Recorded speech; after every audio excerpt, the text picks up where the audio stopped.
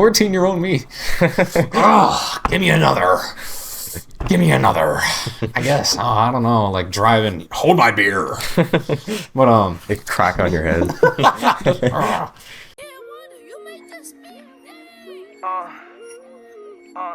You are crazy. I ain't been this high on Perkins in a long time. I ain't been this high on Perkins in a long time.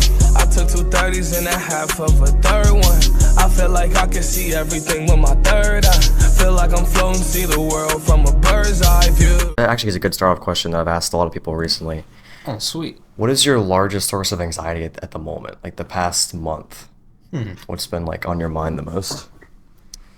Oh, that's pretty rough. Because I usually take every day as one pill to swallow kind of thing. Like I take each day as they come, and so I try not to worry too much. That's really But good.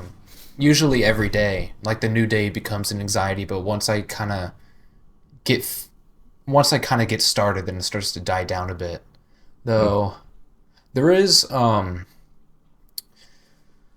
there is something, at least during the school year, since the start, actually, it's just been thinking about what I want to do with my future, and Right. so that's usually just been on my mind, and not too much, but there's also another assignment that's coming up. It's a big project that's been known. Which one's that? That project is our restaurant project, so we'll make a menu, we'll construct this little whatever kind of restaurant, whether it be like an actual thing, a food truck, or That's cool. like whatever we want. And so we're gonna make that at the end of our English year in fourth quarter, and that'll be on the art show, I believe, in the start of May or something like that. Yeah, that's cool. Is that like a is it enjoyable or is it just like a lot of work and it's kind of like half and half? What, my English class or the pastry arts class? Yeah, the one, the arts, the pastry arts. Ah, yeah. I have done a lot of tours since pretty much the start of the class, to be honest. And one thing I tell to those tour people is that the first quarter is the most academically heavy quarter of them all. We have about 60 to 80 assignments. Holy and shit. I know it's like 80% assignments, 20% kitchen. And then once the second quarter starts, it like heavily transitions. It's like a whole 180. It's 80% kitchen, 20% grades. Yeah. And we say it like that because in the grade book it's pretty much like that. It's most of the grades. It's like 80 pastry grades and then like 20 academic grades. But it kind of starts to, even though the academic work started to die down, and that's where the somewhat difficult part was. Right. In the second quarter, that's when we started doing our pumpkin carving and Oh yeah, that's right. our gingerbread house, which that was a beast. I mean, the pumpkin carving, I'd say it was fairly easy. It was, I bought a few pumpkins, so I had the practice. Just as long as I kind of prepared myself, it was a little easier. Though with the gingerbread house, there's nothing to really prepare me that for. Yeah. I don't have the time to do it at home. So I had to go in like blind. I wasn't really all prepared.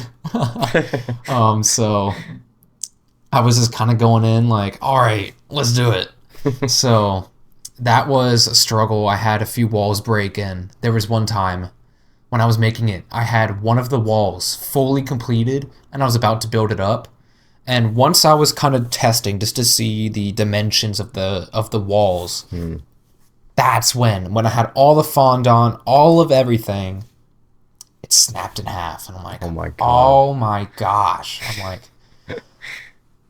so I decompressed and I thought to myself, hey, I have another wall because I accidentally overbaked a few walls. Well, not overbaked, but I've made a few extra walls by accident. And I'm like, well, actually, this is like the same exact kind of wall. All I got to do is just like make it a little shorter, cut out a door frame, and hey, I got it. So I did that. Probably took me about like a quarter of the day. So about like For the 6-hour day we have there, it took about 2 hours just to Oh maybe my like god, just for like one wall. You said? just for one wall, Wow. trying to trim it down and fix it up. I'm like, God. the rest of those hours was just me putting the fondant pieces back on, and even then, it was like slightly not the same color. I'm trying to give it like a grayish color. It kind of went a little blue, and I'm like, drats. So then I tried remaking that blue because I used a little bit of black, and I guess with the white, it was like a bluish black, not like a blackish black, if you know what I mean. So it just kind of it gave a blue tint. But overall, it was pretty difficult, but it turned out really good, and I got 4th place out of it. So That's pretty good. hey, I mean, I'll take it. If I was to be in 3rd place, I had to beat that person by 0.8 points. It was my that God. close. That's crazy. But I won't complain. It's really good. But overall, I mean, the course in general it can get difficult. There were some days where you just don't want to be there, but especially during the serving, I was dreading having to do like waitering. I'm like, no, I don't want to do this. No. But once I got into it and I did my first table. Is that like too hard, or like what is it about that you don't like? Oh, yeah. It was not too surprisingly. It was just the anxiety of speaking to people. Yeah, I would have the same. Almost. I would be sweating that. Like, we are meant to wear gloves throughout the waitering, I guess, experience, lack of a better term. Yeah. And the only time we don't wear the gloves is when we are bussing the tables, just taking the plates, the drinks, whatever. And when I was sitting there on my first table, I swear my hands were drenched, and I started having like eczema flares because I was just sweating that much in gloves. It was horrible. But after I had my first table, I'm like, it's actually not that bad. I kind of worked it up more than it had to be. And then once I had my few other tables, I'm like, dang, it's actually like kind of nice. I like it. And all the people there, they're all really nice. Right, They're all kind. And especially the one table I had 2 days ago, it was, I'm not going to say their name, but they were, this older couple is known for being like a really, really helpful couple that we they help our program, so they always give us like large tips, and whenever we have our fundraisers, they're always helping in, pitching in. Right. And it's just it was funny. I put the check down and going through the normal routine, and they asked me about something like, oh, I thought Chef covered it, and I'm like, oh. So I went to my Chef Coral. Well, not actually my chef. That's just one of the other chefs I go to, but because my chef is Chef Peffley. Though Chef Coral, he was saying that since they're just so kind and they always donate so much, it's covered. So I'm like, oh, that's sweet. Yeah, that's so kind. That's very nice. Yeah. I'm like, when they tipped us, it was like a $35 tip. Damn. And their meal, they had 2 buffets and a coffee. That a buffet's $14, a coffee's $1, so that was about $29 just right there. And wow. If they gave us a $31 tip, it's like almost 101% tip. Yeah. I'm like, dang. Wow, that's crazy. Yeah. So like actually it's like a class and a job in a way, because you're getting cash from it. Yeah. That's awesome. So at the first quarter, like better yet, just the first week of school, both chefs, as they're going through the whole orientation-esque kind of thing in the first, in the first quarter, first week, Right.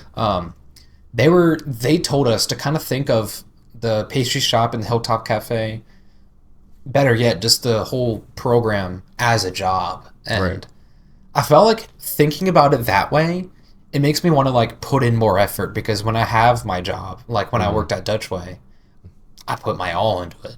But if I was to think, oh, it's school, then I'm probably like half-ass in some sort of manner. Yeah. Even though I don't try to, but I still probably will in some form.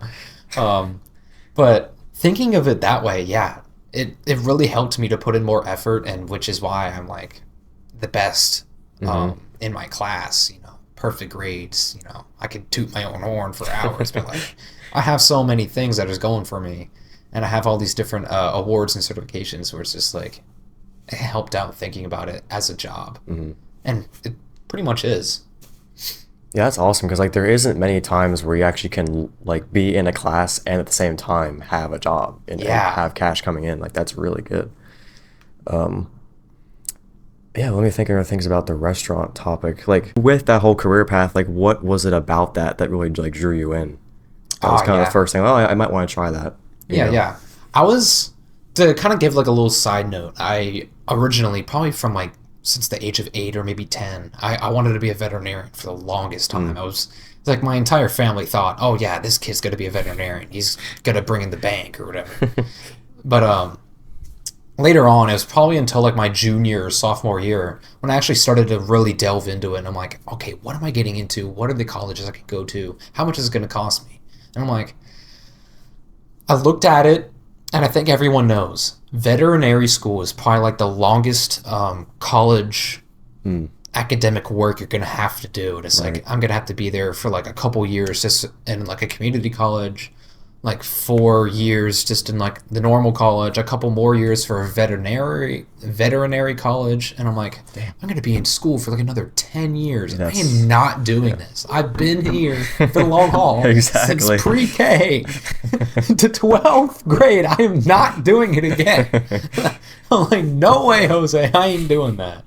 So I'm like, okay, that's off the table, and I'm going to be in crippling debt. So I'm like, let me try looking for something else. So I kind of went through the kind of things I've liked, and I'm like, well, I never really hated baking. It was always been a hobby, you know. Ever since I was little, I'd always help make Christmas cookies with my mom, and once in a while we make banana dream pie, which is my Nana's favorite pie to make. Honestly, it's this banana cream, like a pudding almost. With whipped cream, walnuts, you know. If you were to have a nut allergy, you probably don't eat that, but it'd be a sick joke to throw it in like a pie in the face kind of thing. But I've always enjoyed making something like that, and I've always wanted to base my job around helping people, or at least helping something or someone. So I'm like, why not, you know, feed people? That's a big help. So if I can't help them medically, I could help them with their stomach, I guess, filling it, fatting people up. So I've always wanted to, so that's what I decided to go through. And I'm like, why not? And like, if I don't like the pastry arts, then I could say I at least tried something, and maybe I'd find something throughout the way. And so I went into it thinking that, hey, I'm going to be a pastry chef, you know. So my plans are to probably stay in the profession, though still kind of like shaky because of my experience. I know, because I remember last time you saying that you weren't totally sure that you wanted to do that like full time. Yeah, I'm still not sure, to be honest. Yeah, that's always hard to decide. Okay, so last time we had a lot on like, is there a God and Jesus and Christianity, everything like that. Oh heck yeah. So like with the Christianity thing, I feel like I've heard a lot with like drinking alcohol, and that Christians are always like, oh, you know, drugs are bad, everything, which is true. Yeah. But then they also will think alcohol is totally okay because it's illegal. Now, I don't think that's your, take on that, but I just want to see like what your response to that would be, like with alcohol and weed, and like what if it ties into Christianity, and like what's the line with, you know. That's a really good question, and I have like a multi-part answer to this.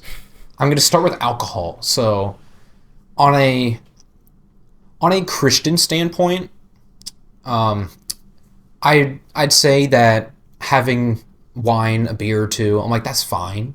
I'd say it starts to cross a line into sinful territory when you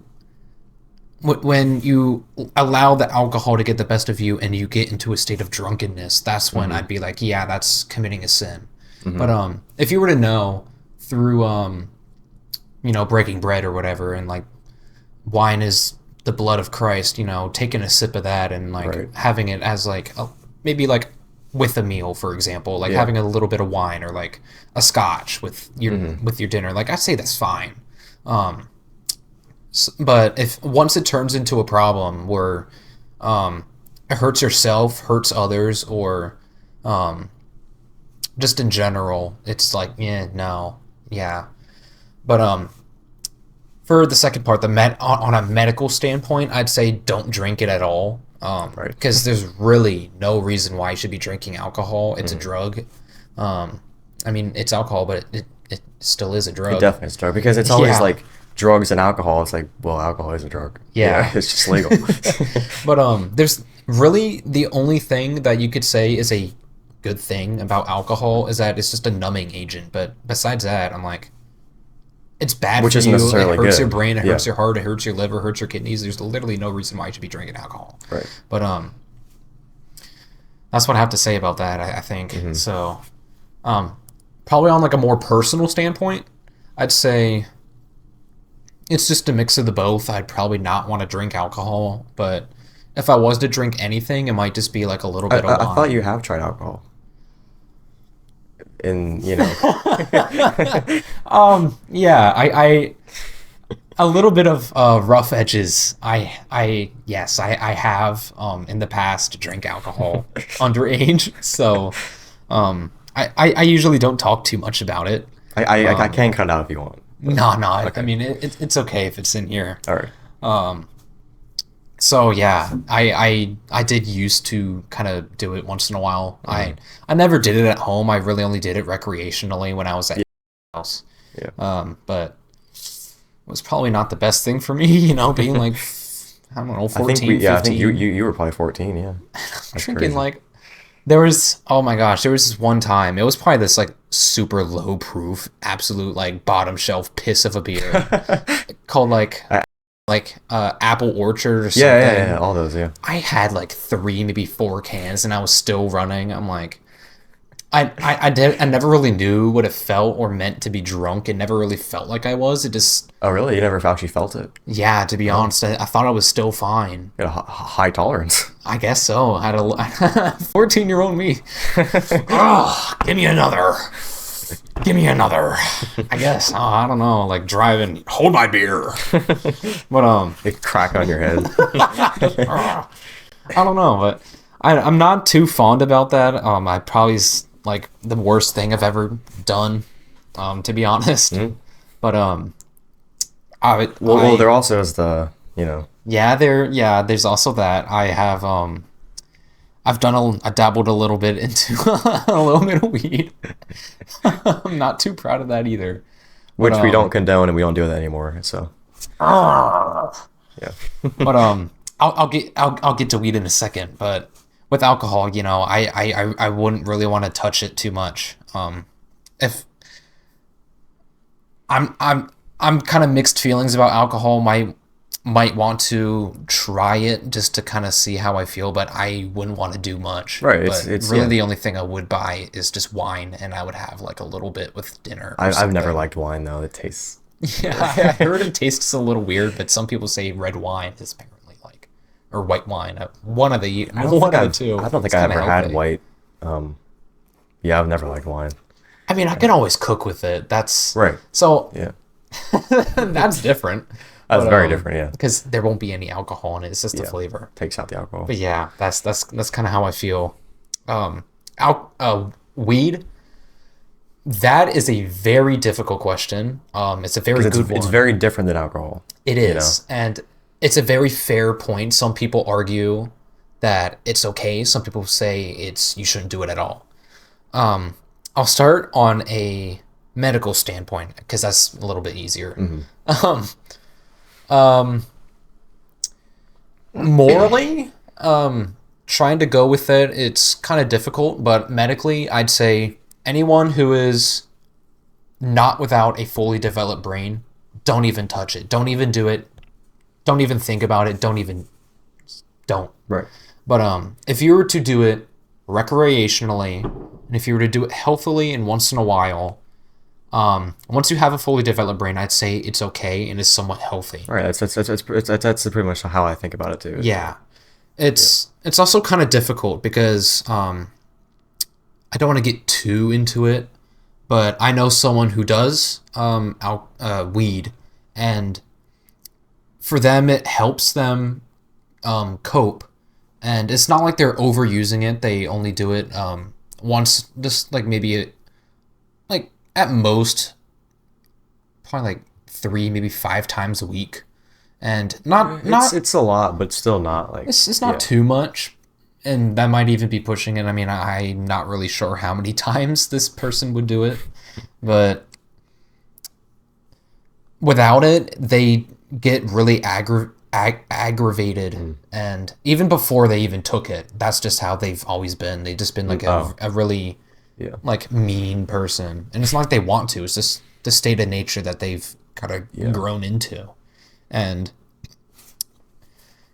for them, it kind of felt like weed has kind of helped them in a sense.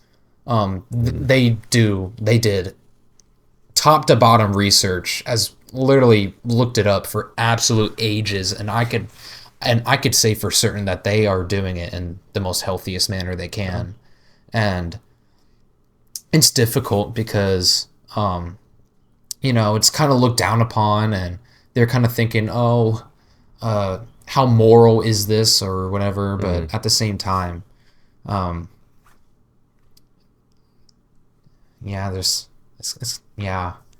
on a Christian standpoint, I'm still kind of difficult on it. Some people argue that if Earth is created by God, it's in God's image, then weed is already naturally made, so weed should be fine. Which so is heroin though. Yeah. So it's like, so it doesn't really make sense. So going with that, it's like I've kind of always seen it this way. Kind of going into the whole Adam and Eve kind of thing. Since Eve has taken the apple from the fruit of knowledge and they bit into it, the world around has been tainted with sin. I've kind of thought before that happened, it was in God's image, but once the apple was eaten, then the earth has turned into the sinful area, and then maybe that's when weed came about. Or maybe weed was supposed to be healthier back then or something, and I don't really know. I think in the past it actually was because it wasn't as strong in the past, because now it's these super strong, because now they have all this I think it's called TSC, TCS. I'm having a brain for it. THC, that's right. It's super high THC. So now they're putting more of this drug into it to make it stronger. Exactly. And that's the bad it's even part. Stronger than it was back in the 1970s when it was popular with the hippies. And people back then were always like, oh yeah, hippie culture with Christianity culture put together, and that's how you got hippies. And it's always been a really difficult topic, and honestly, I'd say I wouldn't use it. I'm okay if other people would use it. I just maybe not want to be around it. Right. If they use it in the right way, then I'd say, hey, use it. If they use it in the wrong way, then I'd say, hey, probably hold back. Don't do it as much. Absolutely. But I mean, even regardless of everything, you can't force anyone into or out of something. I mean, probably into by by peer pressure, but trying to, you don't want to always force someone into something like that. Yeah, definitely not. And never want to. It can go wrong, Yeah, it can. It's happened, so. I probably don't even want to touch it anymore, and I wouldn't want to do anything with that. I mean, once in a while, I joke to my to that person I know, saying, "Oh yeah, give me a bit of some of that. I had a hard day," but I don't actually want to do it. I'm just joking. Yeah, I haven't used it in a year and a half now. Yeah, because I just don't like it anymore. It's not totally bad in general. I'm just saying I don't like it for myself anymore. Mm-hmm. But yeah, there were a couple of times when I first tried it that really were positive experiences and kind of helped with life and just trying to see what's going on in my head. Exactly. So was it also like that when you tried it, or was it more a negative? Because I've had the bad highs too. Yes, I've knowing just a little bit of the whole, I guess weed culture, lack of a better term. Yeah. I've heard like you said, about good or bad highs. Mm-hmm. And I wouldn't really know how a good or a bad high would go, but from what I know, I believe the good high would be like the whole pleasure, cloud nine kind of feeling. So is that like what you had, or was it more negative? It felt like a little bit of both. I felt like it was almost like the whole like angel and devil on your shoulder kind of feeling. And I had the push of the drug, like, hey, this feels really nice. But the part that made it feel bad was the moral part of me that would be like, this isn't right. I shouldn't be doing this. I'm underage. This is not what I should be doing. Right. And also just the environment I was around. It wasn't really fun. It was more like just doing it because you want to like escape reality, and not in a very poor manner, escape from reality. And it just made it kind of sad in a sense. Exactly. And it's just, I kind of had both. I never had some of those like documented like, oh my gosh, I had this like vision or anything. Right. Yeah. I talked to God. I never had anything like that, but I've always felt just numb. I felt light. Exactly. And I've always had this one thing I really do remember. This one feeling I would get is that my hip area. I think I know what you mean. Like, especially like right at the thigh, like where the pelvis and the thigh would meet, not into the trunk area, not there, but a little more out. Yeah, I know what you mean. Like in the middle. I've always felt that like buzzy kind of like numb feeling where it feels like I'm sitting on nothing. I really like that. I miss that part. That's like the only part where it's like draps. I'm kind of missing out. Yeah, exactly. I remember I used to be on the couch just like, oh my God. I shouldn't. Literally, it makes you do that. It makes you like go in those weird positions. Oh man. It's bad. It's so bad. But I feel like the last time that we did it together, which was like 2 years ago, almost 3 years ago now, I think. I remember it was like, I was over on the couch and like you were over in the corner.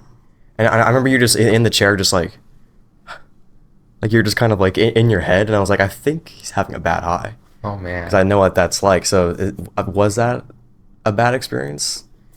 I don't quite remember some of those times, because usually with bad experiences, my brain would try to forget about it. Yeah. But it's also just the fact that it's been like so many years. Yeah, that was a long time ago. I think the first time I've done it was maybe back in like late 2022. That's what I was gonna say. Something like that. And I think it's 2021, like late, or yeah. Because I think it was even before my Dutch Way days, and 2022 is when I started. It was before Dutch Way. Dang. And holy the crap, alcohol. I'm so too. young doing that. Dang. Gosh, I should have. Well, anyway, with those, I don't quite remember the first ones. Maybe like, I think the only thing I could say is just the whole numb feeling and feeling hungry. The whole munchies. I miss the munchies, I gotta admit.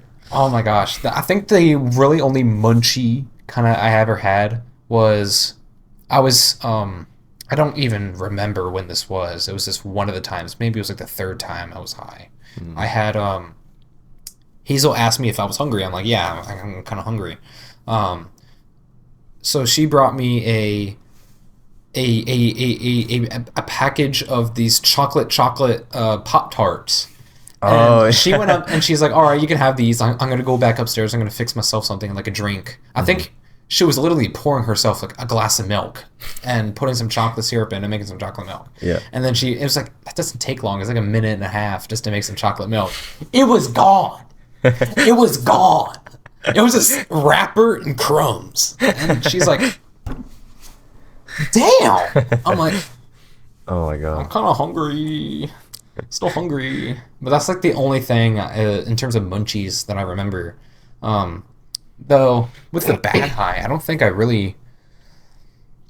think the last time I was ever high, or maybe drunk, or maybe both, or either or, was I think the 2023 into 2024 New Year's party at Hazel's house.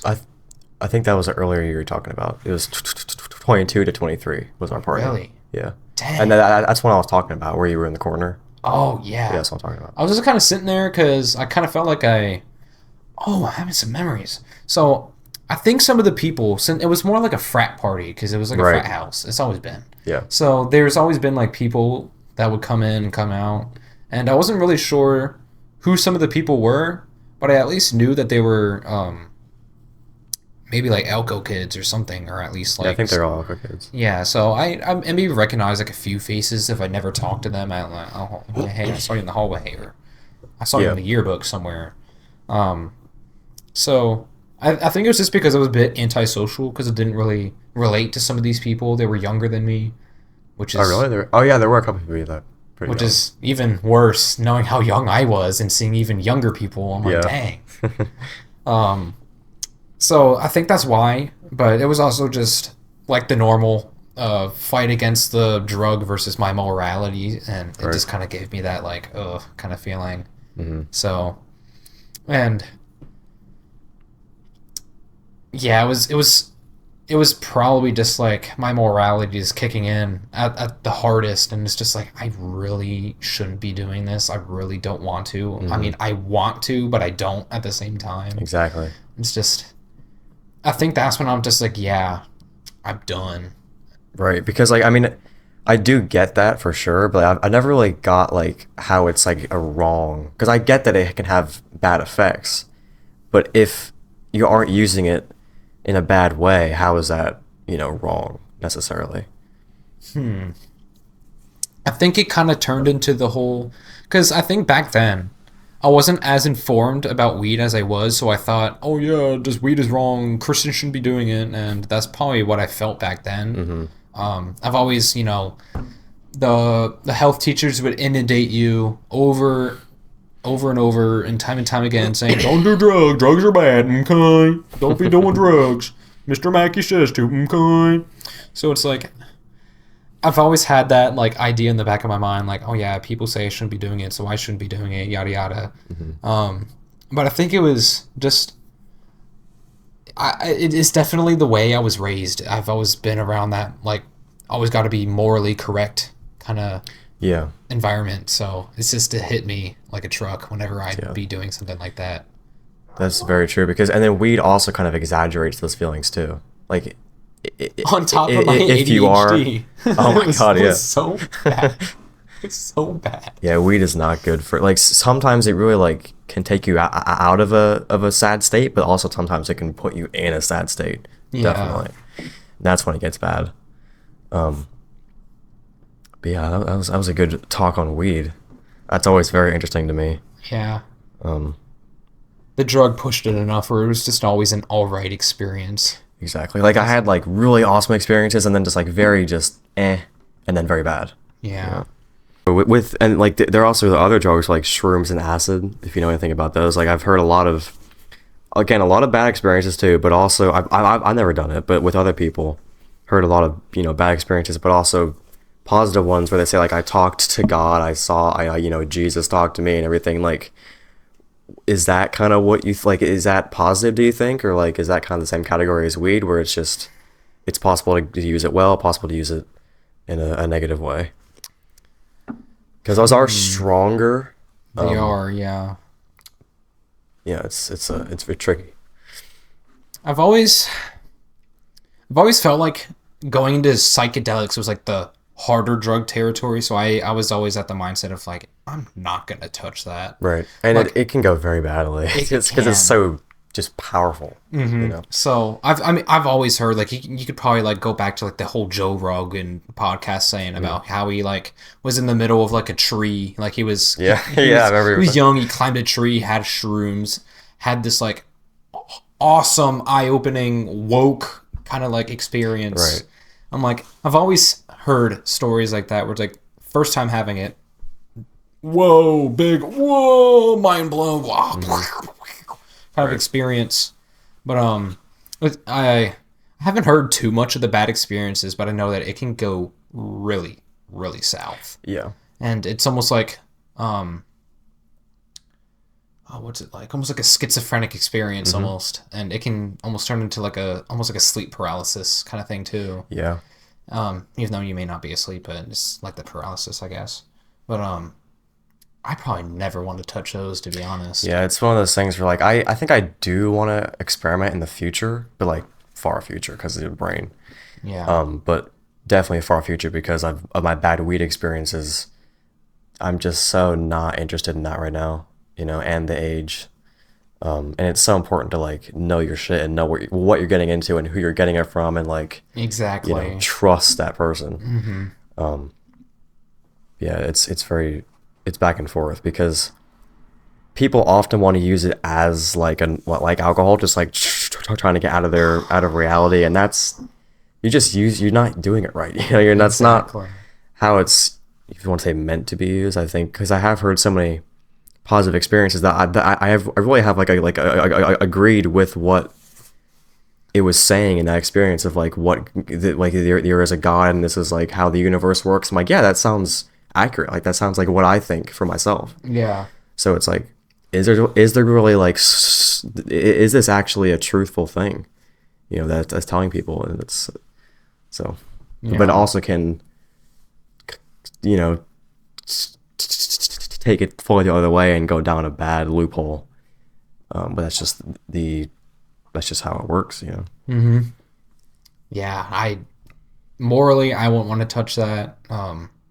Medically, I'm still kind of shaky. Yeah, so I definitely wouldn't try to push you because I was at a point like a while ago where I was like, I feel like this really can do good things for people and I want people to try it.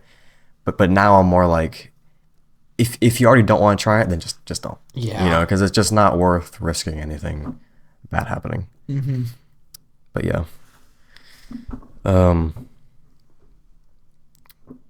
Okay. It's kind of same, with the in your head type of stuff. In like an average day, what are your inner thoughts like, and what kind of is that voice in your head? Like, what does it talk to you about?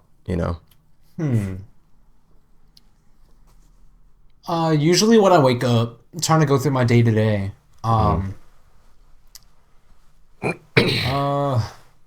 This could get like really personal. I like I wake up, I kind of have that like tired feeling, I usually don't have any inner dialogue at that time. Once I get into my chef tired, I'm almost getting into my car around like 7:30. That's when I start to like kind of start thinking and have that inner dialogue. And usually at first it's like thoughts about stress, oh, I don't want to go to school, I got a lot of things going on, I'm gonna have to sort through them, and which is why I usually take each day at a time, and I try not to take multiple days, weeks, months at a time, because that's way too much. And then once in a while I could get the man, I haven't really thought about this, so it's a deep question. Oh yeah. Usually it could be pretty positive for most of the day. Usually when I get home, I get that like kind of inner thoughts. Just taking a deep breath after, my 6-hour day at school. And at home, when I'm in my room by myself, it starts to become a battle, trying to not, use technology in the wrong way. Hint, hint, wink, wink, if you kind of get what I'm getting at. Yep. In which sometimes I fall into it, sometimes I don't, most times I do, and that's what makes it really sad and difficult, and that's why I get into Christianity, because I want to save myself from that. And usually after that, then I feel kind of pooped. I'm like, yeah, I did it. Yeah. And then I try to think positive, because, God always forgives, even before, during, and after. But I try not to use him in that sense, like, oh, I'm going to keep doing it because he forgives me. Right. So then I would, I feel like I don't really think much, but That's honestly a good thing. Because I know when I'm at school, then sometimes I feel kind of angry. Sometimes I can feel stressed. I can feel happy. Sometimes during the cleanups, that's when I start to get that like a little bit of anger in because I'm like, people have the senioritis and don't want to help clean and they just sit on their ass and don't do anything while I'm the one doing everything, trying to tie up the loose ends when I could be doing something else, like working on assignments. Right. And then during that time, I'd be a little angry, I'd be a little fed up, but then I'd try to calm myself down, be like, let's not have another Dutch way rage experience where I literally punch the reach-in refrigerator, make a dent.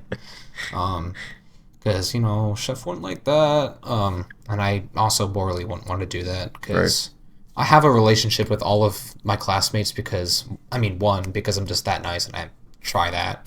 And two, because I'm the president of the class and I try to make their relationship so I can kind of help them. Yeah.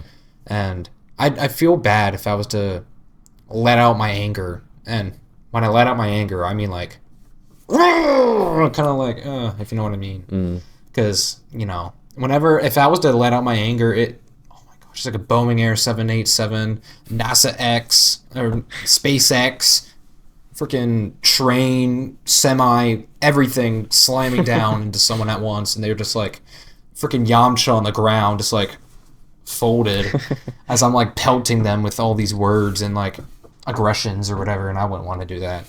So I always try to keep myself in check. If I was to ever feel stressed, I usually try to calm myself down. And usually, most times, it pretty much does. And once I go through some of these things, then it starts to ease up. And I'm like, especially when I was first doing my waitering, I would be nervous at first with the group. I kind of feel like I have to like get to know them a bit. And then when I get midway through to the end of the service, then I'm like a little more buddy with them, and we start to crack a few jokes and smile a bit. So it was like, it starts to turn a little nice. So usually my inner dialogue can be mostly stressful. It could be happy during those times in the middle. I'm usually pretty laser focused. Then it starts to get a little troublesome when I get home. And then it starts to light up a bit. And then, it's usually the same thing over like every day. It sounds overall pretty positive. I mean, obviously, like the anxiety over everything you have to do is not good, but you can't really help that sometimes. But yeah, with the whole your old job. Oh, Dutch way? Yeah, with the whole the rage. The freezer, like where does all the anger come from, do you think? Because obviously whatever people are doing in front of you starts it. Like what is that kind of inner, like what makes it so intense? Okay. I'm not sure. I think I talked about like the whole stages of my anger last podcast. Yeah. So if you want to refer back to that, you could watch those. But usually where the anger would come from, it could. I feel like it wouldn't. Sometimes it could be just out of actions, and then anger becomes anger. Sometimes it could be sadness into anger, or maybe frustration into anger. Though most times it's usually because either I don't think I get too mad at myself anymore. Maybe I could be like, I could have done better, yada yada. But I think most times it's because I could see someone else doing something that I know they could be doing better. I know they could do it. But at that present moment, they might just be acting stupid, and they could do some sort of thing to tick me off, and then I start to have that little bit, and it doesn't happen too much anymore because I think it's just a different environment. But at Dutch Way, if I was to have one thing tick me off, and it ticks me off hard enough, where it's like that, like you can think of it almost like a flame. If you were to try to wick a candle, or better yet, a lighter. So if you were to, press the buttons to turn on the lighter, it may not turn on. That's maybe like the short tick off. It doesn't really hit me that hard. Yeah. But once you kind of get that tick off to be hard enough where it hits you in a certain way, then it starts to kind of, the fire's there, but it's not out of proportion. Yeah. Once, usually and it was most times at Dutch Way, I've always called it the Murphy's Law days, because if you were to look into that, Murphy's Law would be anything that could happen, anything bad that could happen will and could happen. So I'd usually call like my bad days like those the Murphy's Law days, because I'd have that one thing to tick me off, and then there'd be constantly a barrage of more and more things. Like, especially I'll use that one day at Dutch Way. So maybe, there could be some days I could walk in and I could already be angry, but say if I was to walk in, I'd be happy. I think that's a better example. I could walk in happy. Maybe the first thing that could maybe tick me off is there's a bunch of stuff on the to-do list. I'm already kind of like, ugh. Yeah. Now I have a lot on my plate. Another thing that could be is what day it could be. If it was a Friday, if it was a Wednesday, if it was a Monday, it could be an or a really good day. Right. But every single Friday, it would always be like a aggravating day, because that's when we get hit the most, and it gets annoying because back then one of my coworkers would go and eat their lunch right as the like dinner rush starts, and so I'm doing all this on top of the prep work by myself. Right. And I'm pretty good at multitasking, but once I have like a couple orders on that gets to like 3 to maybe 5 items long, and that starts to get out of hand, and then that's what fuels my anger more and more. Right. And then it's usually the anger would just come from the barrage of bad things going and going and going and going and going, and I'm like, oh my god, give me a break. Though it's usually most times from that. Yeah, it stems from just the Murphy's Laws days, and I haven't gotten that too much anymore. That's good. Yeah, that is a hard job. That's like the fast pace too. I never liked fast paced jobs. I never. I swear, thinking about Dutch Way sometimes gives me like low level PTSD. I'm like, I feel like I'm joking at the same time, but also it sometimes does give me like a little bit of like a stressful flashback once in a while, because I'm like, it absolutely sucked. Like, it doesn't sound like it does, because you're flipping baddies, you're making all this junk. I'm like, it shouldn't be that stressful, but on top of everything else I had, that's just it. Usually, is probably more better yet, more or less. I think the anger would stem from just bottling things up. I've always kind of lived that way. Yeah, that makes sense. Yeah. We can get deeper into that if we want to. We can. We still have like some time left. Yeah. So, with the bottling up idea,